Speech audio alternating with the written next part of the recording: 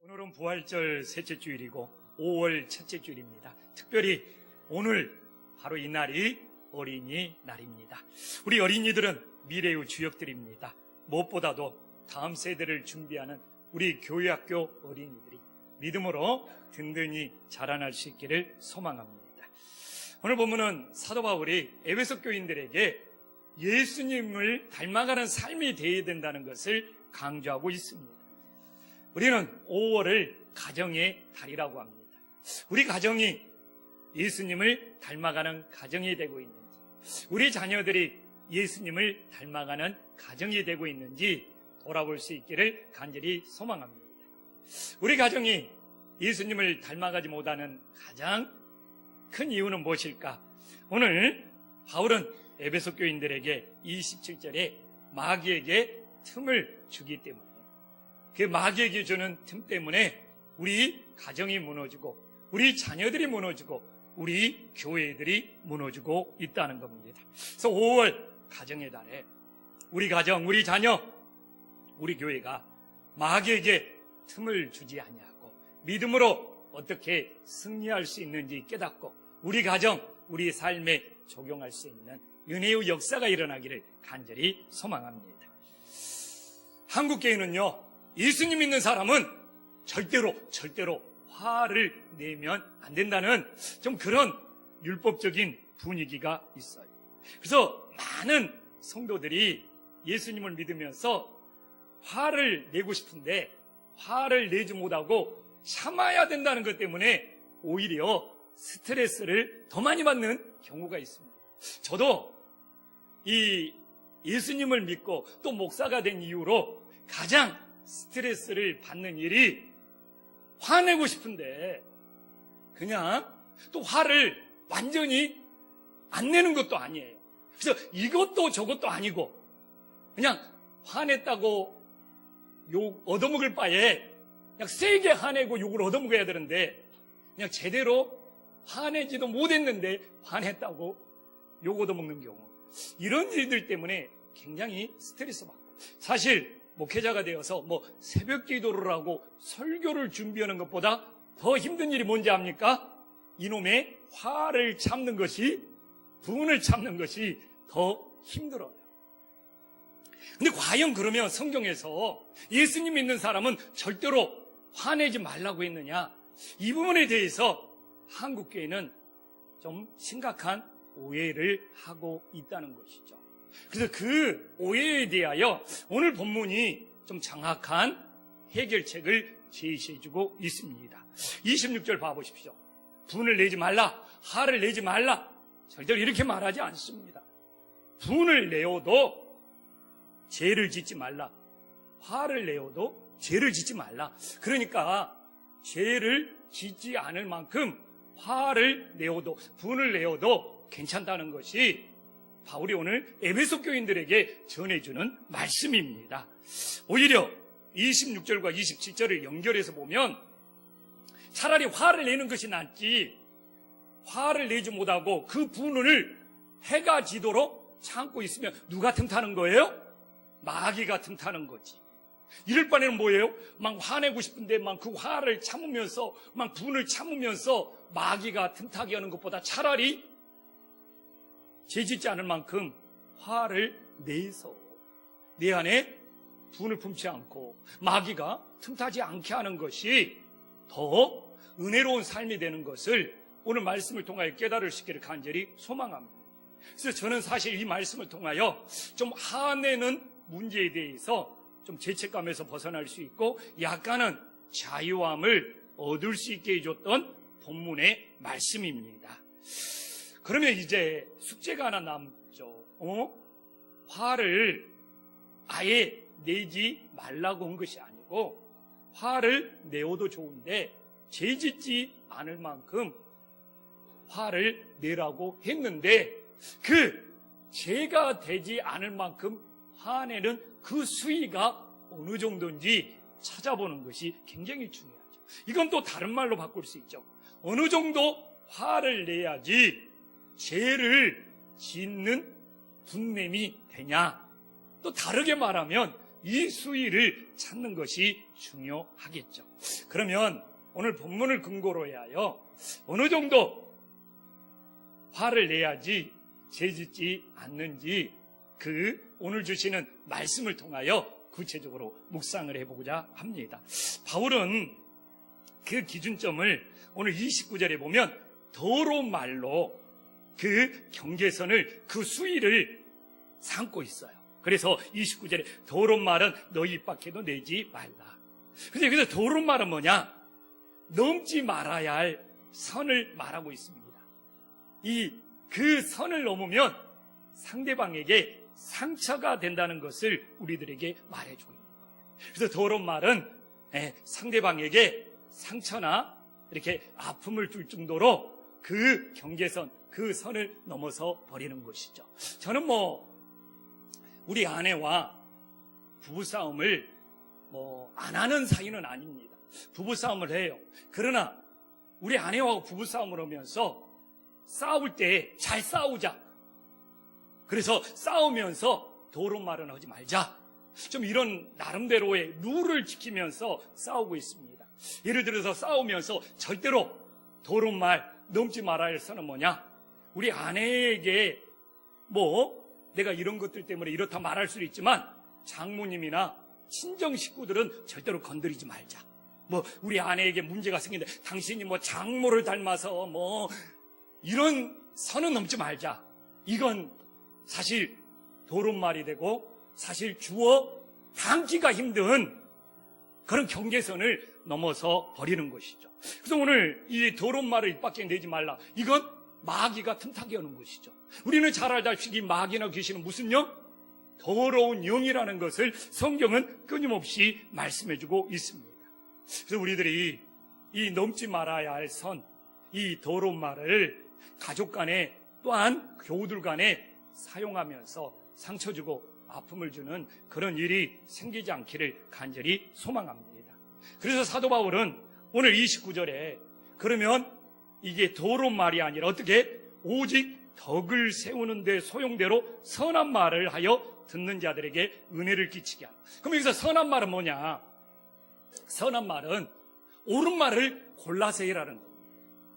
이게 바른 말을, 옳은 말을 골라서 해라는 것이 덕을 세우는 선한 말이 되는 거예요. 그래서 우리가 싸우면서도 옳은 말을, 선한 말을 골라서 사용하면서 싸울 수 있기를 간절히 소망합니다. 자꾸 싸우라고 그러네. 근데 저는 분명히 말하지만 건강하게 분을 내야 되고 건강하게 싸우는 가정, 더 든든한 가정이 될 수 있다는 것을 우리들이 다시 한번 돌아볼 수 있기를 간절히 소망합니다.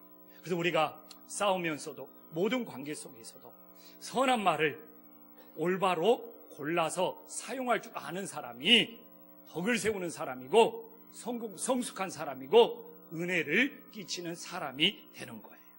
자, 그러면 좀 우리가 구체적으로 들어가서 분을 내어도 죄를 짓지 않는 경우를 우리들이 싸우면서 어떻게 적용할 수 있느냐? 이것을 기독교 3단감학에서는 두 가지로 표현할 수 있다고 합니다. 우리가 싸우면서 상대방을 공격하고 상대방을 지적하는 유 메시지가 있는 거고, 또한 자신의 이 마음을 전달하는 아이 메시지가 있다고 말하고 있는 거예요. 그래서 싸우면서 또 대화를 나누면서 유 메시지로 상대방을 지적하고 상대방을 공격하면 상대방에게 상처가 되고 아픔이 되지만 오히려 아이 메시지로 내 마음이 이렇게 힘들다, 당신 이런 태도나 행동 때문에 내가 지금 이런 마음의 상태다, 아이 메시지를 전달하면, 그렇게 분을 내면 오히려 이해를 구할 수 있고 오히려 좋은 해결책을 찾을 수 있다는 겁니다. 그래서 분을 내어도 죄짓지 않는 방법은 유메시지로 상대방을 지적하는 것이 아니라 아이 메시지로 지금 나의 상태, 지금 나의 감정을 표현하는 것이 분을 내어도 죄짓지 않는 그 길이 됨을 다시 한번 깨달으시기를 간절히 소망합니다. 사실 아내와 저를 비교해보면 우리 아내는 좀 성품적으로 아이 메시지를 잘 쓰는 그런 성품이에요. 그리고 저는 좀 I 메시지보다는 U 메시지를 잘 쓰는 기질입니다. 근데 이렇게 싸우다가 아내가 당신의 말 때문에 내 마음이 이렇게 힘들어, 자기 이렇게 마음의 상태를 말하면 진짜 그 I 메시지를 쓰는 우리 아내 앞에서 미안한 생각이 들어요. 그리고 아내가 이것 때문에 힘들어했구나 이해가 돼요. 그래서 이게 바로 분을 내어도 I 메시지를 쓰는 그 어떤 은혜로운 영향력이구나. 근데 요새는 막 이렇게 한 목사한테도 가끔 제가 I 메시지를 쓸 때가 있어요. 내 감정이 지금 이래니까 지금 나를 좀 피해주라. 그만 한 목사는 너무 좋다고 그냥 손살같이 밖으로 나가버려요. 근데 좋은 거죠. 계속 있으면 내가 한 목사에게 상처받을 수 있는 말을 할 수 있기 때문에 지금 내 마음의 상태가 이러니까 I 메시지로 지금 나를 피해줘. 저는 조금만 지나면 다 식어버리거든요. 그래서 다시 만나서 이렇게 항 목사하고 전하니까 금년에는 우리 항승재 목사나 항 목사하고 가장 좋은 팀워크를 오히려 이루게 되는 것을 깨닫게 됩니다. 그래서 성경은 분명히 분을 내지 말라는 것이 아니라 분을 내어도 건강하게 내어라. 그 방법이 U 메시지로 상대방을 지적하고 공격하는 것이 아니라 I 메시지로 오히려 우리의 마음의 상태를 전할 때 서로 이해를 구할 수 있고 서로 해결책을 찾을 수 있는 은혜의 역사가 일어난다는 것을 다시 한번 깨달을 수 있기를 간절히 소망합니다. 근데 성도들이요, 더러운 말로 상처를 주면 그것으로만 끝나지 않습니다. 연쇄 반응이 일어나는 것이죠. 더러운 말로 상처를 주면 30절에 가장 문제는 뭐냐? 성령을 근심하게 만든다는 겁니다. 이 성령을 근심하게 만든다는 것은 내가 하나님 믿는 사람 맞아? 이 내가 구원받은 사람 맞아? 자신의 구원이 흔들리게 되는 거예요. 성령은 우리의 구원을 확정해주고 인침해주는 하나님의 영인데 내가 자꾸 더러운 말을 통해서 성령을 근심하게 한다면 내 신앙의 정체성, 내 이 믿음의 아이덴티티가 흔들리고 무너질 수 있다는 것을 사도 바울은 우리들에게 말해주고 있습니다. 그러면 성령을 근심하게 하는 더러운 말은 뭐냐? 오늘 31절에 보면 사도 바울은 5가지로 구체적으로 말해주고 있습니다. 모든 악독이 더러운 말이고 노함이 더러운 말이고 분냄이 더러운 말이고 떠드는 것이 더러운 말이고 비방하는 것이 더러운 말이다. 이것이 우리 입에서 나오는 더러운 말인 것이다. 근데 저는 오늘 이 5가지를 무슨 뜻이다 사전적으로 설명하는 그런 사전적인 설교를 하고 싶은 마음 없어요. 앞에서 분냄은 더러운 말을 사용하지 않는 분냄이고 지금 오늘 31절의 분냄은 더러운 말을 사용하는 분냄이겠죠. 근데 문제는 뭐냐? 이 5가지가 봐보십시오. 모든 악의와 결합을 이루어요. 31절에. 그러니까 이 5가지는 내 입에서 나오는 거예요. 그리고 처음에 내 입에서 나오는 이런 비방이나 떠드는 거나 노함이나 분냄이 심각하지 않을 수 있어요. 그러나 마귀가 틈을 타서 우리들의 입에서 나오는 것에 어떤 게요? 모든 악의를 거기에 덧칠하는 거예요.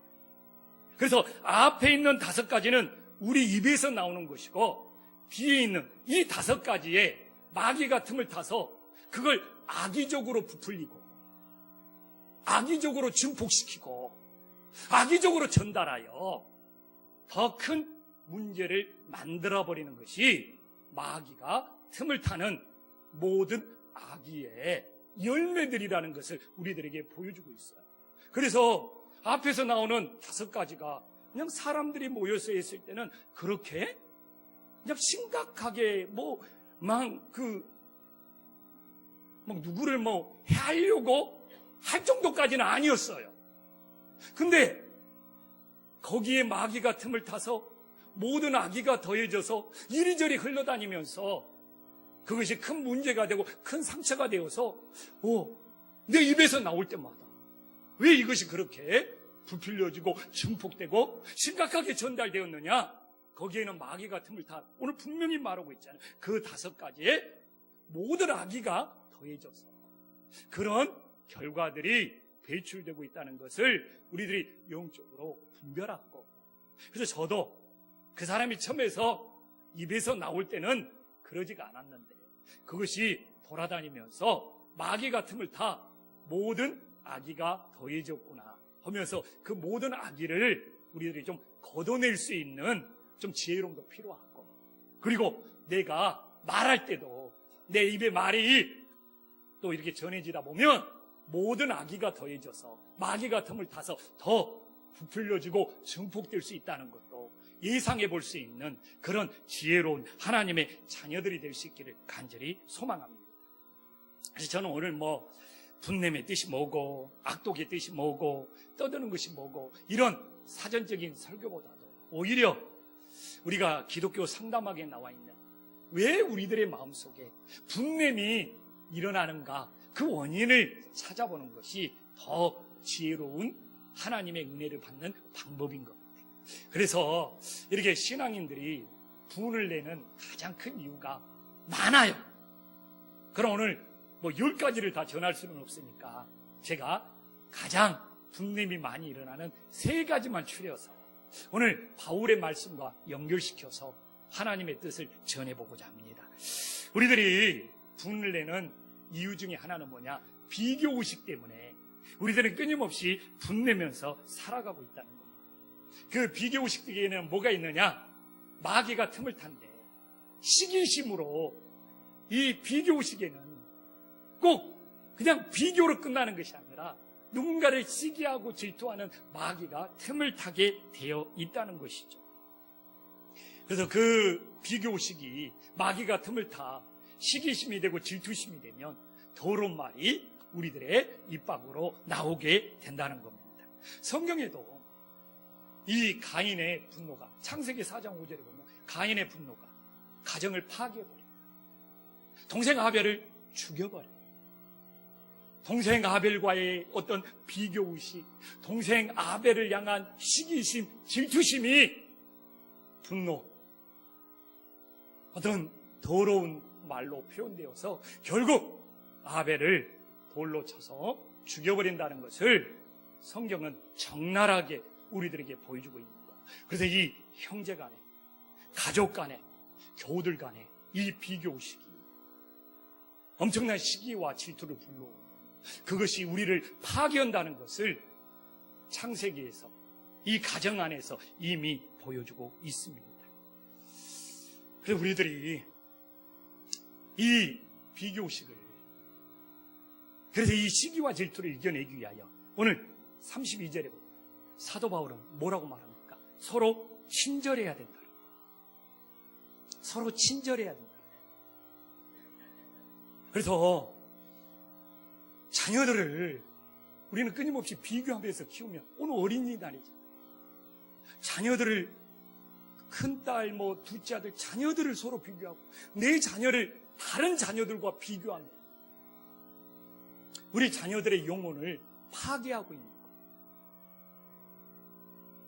우리는 자녀는 내 소유물이 아니기 때문에 자녀를 비교하지 말고 자녀들에게도 우리들이 친절한 그런 부모의 마음들이 있을 수 있기를 간절히 소망합니다. 이 방정환 선생님이 어린이날을 만든 이유는 뭡니까? 어린이들을 너무 존중 안 하니까. 어린이가 미래의 세대이기 때문에. 그래서 어린이를 존중하자는 뜻에서 어린이날이 만들어져요. 근데 이 친절함 속에 뭐가 담겨 있냐? 상대방을 존중한다는 마음이 담겨져 있는 거예요. 그래서 부부 사이에도 내 남편을, 내 아내를 다른 사람과 비교하지 말고 내 아내를 향한, 내 배우자를 향한 친절함, 그 존중의 마음이 있어야 된다는 것을 다시 한번 깨달을 수 있기를 간절히 소망합니다. 제가 정말 웃자고 하는 이야기예요. 사람들이요, 비교의식 모든 삶에 꼭 그냥 배어 있어요. 어제도 우리가 당회, 정말 우리 교회 당회 분위기 좋습니다. 예배도 잘 드리고, 그리고 제가 충분히 소화할 수 있고 우스갯소리니까 이런 말을 전하는 거예요. 우리 한 장로님이 건강을 좀 어떻게 잘 관리하기 위해서 10kg 이상 살을 뺐어요. 그러면 우리 장로님 10kg 이상 살 빼졌으니까 참 좋습니다, 이렇게 말해야 되는데 우리 사회에는 모든 어느 속에는 비교식, 저하고 비교하더라고요. 이제 목사님 배 나온 것보다 우리 장로님이 더 훨씬 올쑥해졌습니다. 왜 그러냐면 이게 우리들의 모습인 거예요. 그래서 저도 우리 집사람한테 끊임없이 지적받습니다. 왜 아들을 딸하고 비교하고 딸을 아들하고 비교하고. 이게 우리 사회에 만연되어 있는 거예요. 그래서 제가 목회하면서 다짐한 것이 하나 있어요. 우리 김포한식교회를 다른 교회와 절대로 비교하지 말자. 우리 김포한식교회를 향한 뭐가 있어요? 하나님의 고유한 사명이 있다. 왜 우리 자녀들끼리 비교하고 다른 자녀들과 또 비교합니까? 우리 각자 자녀를 향한 하나님의 뜻과 하나님의 계획이 있음을 바라보는 믿음의 자녀들이 될 수 있기를, 믿음의 성도들이 될 수 있기를 간절히 소망합니다. 그래서 그럴 때 우리는 서로를 향한 친절함을 잃어버리지 않는 거예요. 그래서 우리가 자녀에 대한 친절함을 잃어버리지 말아요. 또한 우리들이 부부가 살면서도 서로에 대해서 존중해주는 친절함을 잃어버리지 말아요. 제가 우리 장로님들과 가족처럼 친하게 지내지만 내가 장로님을 향한 친절함을 잃어버리지 말아요. 내가 목회자로 살면서 우리 성도님들을 향한 그 친절함을 잃어버리지 말아요. 우리 성도님들은 목회자를 향한 친절함을 잃어버리지 말아요. 저는 부탁드리고 있는데 한신교를 떠날지라도 사실 목회자에 대한 친절함을 잃어버리지 말아야 돼요. 그래야지 다시 만날 수 있어요. 저는 이게 이 땅에 살아가면서 아주 중요한 문제라고 생각합니다. 헤어질 때 오히려 친절하게 더 잘 헤어져야 돼요. 이게 그 사람의 인격의 깊이고 인격의 성숙함이에요. 그래서 사도 바울은 끊임없이 비교하는 이 세상 속에, 그러면서 시기와 질투로 살아간 이 세상 속에 친절함을 잃어버리지 마. 서로에 대한, 그것이 설사 자녀일지라도 배우일지라도 교우일지라도 우리들이 끝까지 친절함을 지키며 존중해 줄 수 있는 그런 은혜의 역사가 일어나기를 간절히 소망합니다. 또 하나의 이 끊임없이 분을 이루게 하는 또 하나의 문제는 뭔지 압니까? 자기 중심적인 의식이라는 거예요. 자기 중심적인. 그래서 자기 뜻대로 안 일어날 때, 자기 뜻대로 되지 않을 때 분노가 끊임없이 일어난다는 거예요. 이것도 성경에서 창세기에서 시작이에요. 마귀가 하와를 유혹할 때 창세기 3장 5절에 나와 있지만 뭐라고 합니까? 하나님이 되라는 거예요. 너가 주인 되라는 거예요. 이 세상을 너 중심적으로 살아가라. 이게 마귀가 하와를 향한 유혹이었어요. 그래서 사람들은 끊임없이 자기 중심적으로, 자기 기준으로, 자기 뜻대로 되지 않을 때 화를 내고 분노를 내요. 그게 신앙으로 연결됩니다. 우리가 교회에서, 식당에서 봉사하든 어느 부서에서 봉사하든 내가 분노가 일어날 때, 화를 낼 때 자기 자신 한번 돌아보십시오. 하나님의 뜻대로 되지 않아서 내가 지금 화를 내고 분노가 내 마음속에 일어나고 있는지, 아니면 자기 뜻대로 되지 않아서 내 안에서 분노가 일어나고 있는지.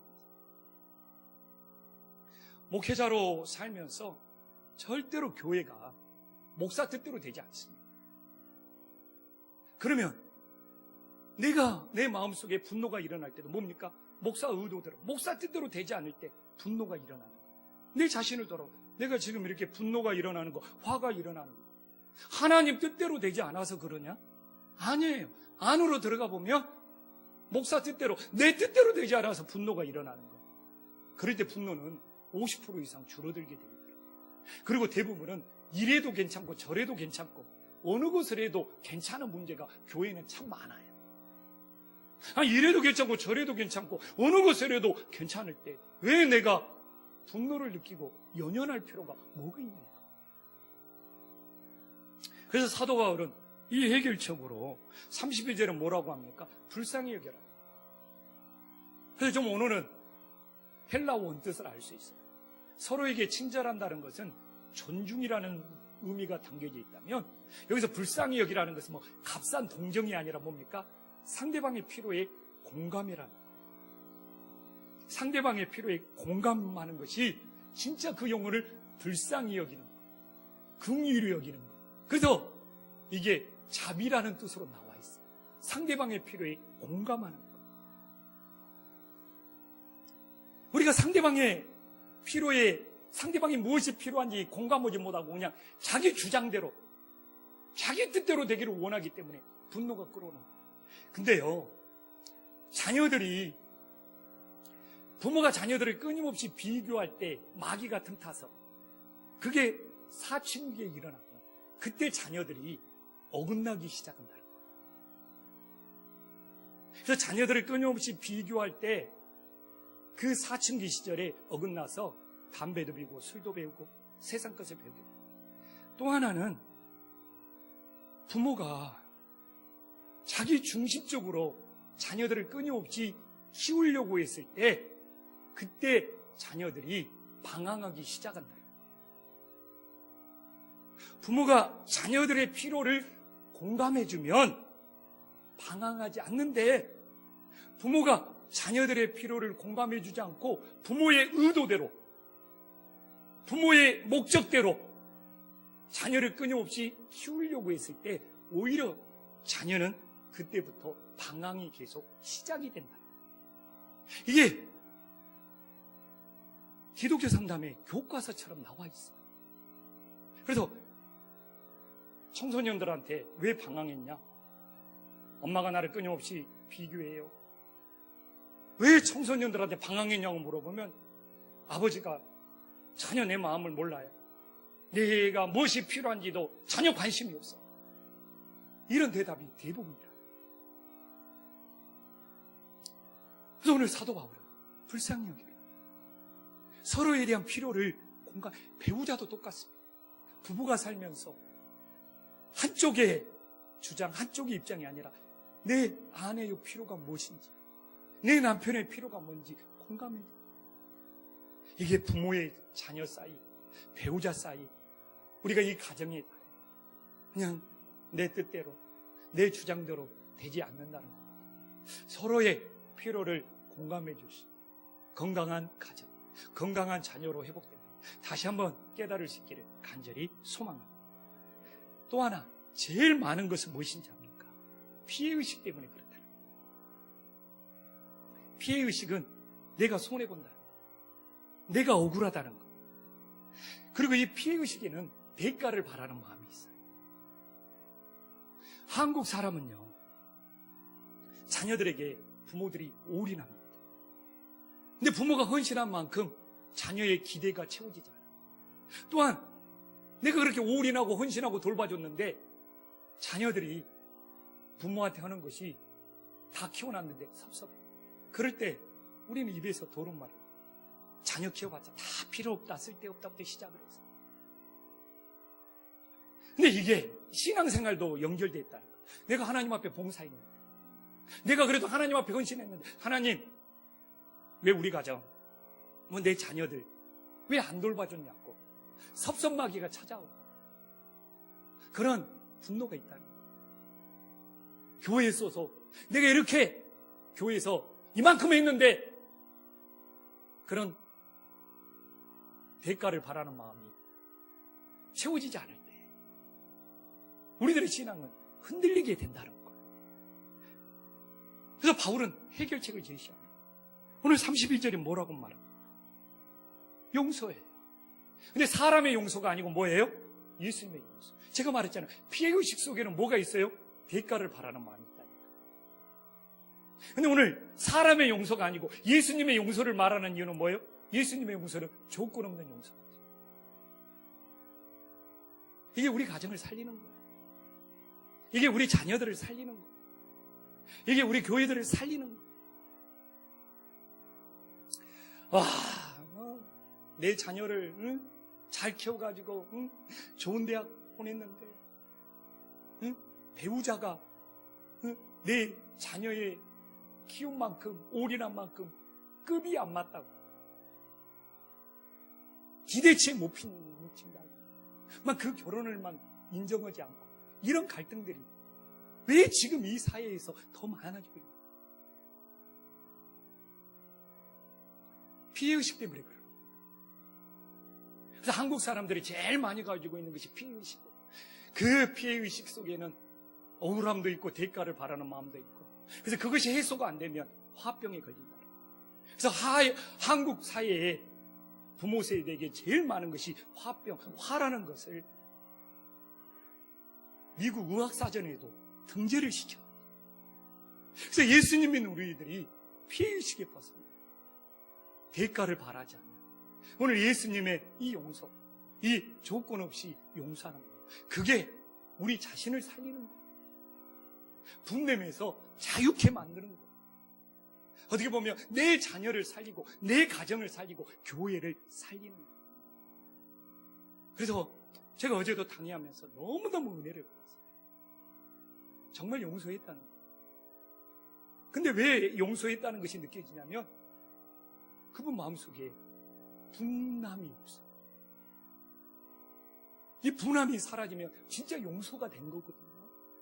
근데 내 마음속에 아직도 말로는 용서했는데 내 마음속에 그 분함이 조금이라도 남아있다면 아직 다 용서하지 못한 거거든요. 근데 분함이 완전히 사라지기 위해서는 조금이라도 대가가 남아있어요. 조건 없이 용서가 될 때 마음속에 그 분함은 다 치유되고 회복될 수가 있는 거예요. 옳은 가정의 달입니다. 다 자녀 세대가 있습니다. 아직도 내 안에 남아있는 비교의식은 없는지, 자기 중심적인 의식은 없는지, 또한 피해의식은 없는지 돌아보는 것입니다. 오늘 바울이 우리들에게 말하는 서로를 향한 친절함, 상대방의 필요를 공감해주는 불쌍히 여기는, 또한 예수님의 조건 없는 용서가 우리 자녀들을 살리고 우리 가정을 살리고 우리 교회를 살릴 수 있는 은혜의 역사가 일어나기를 간절히 소망합니다. 기도하겠습니다.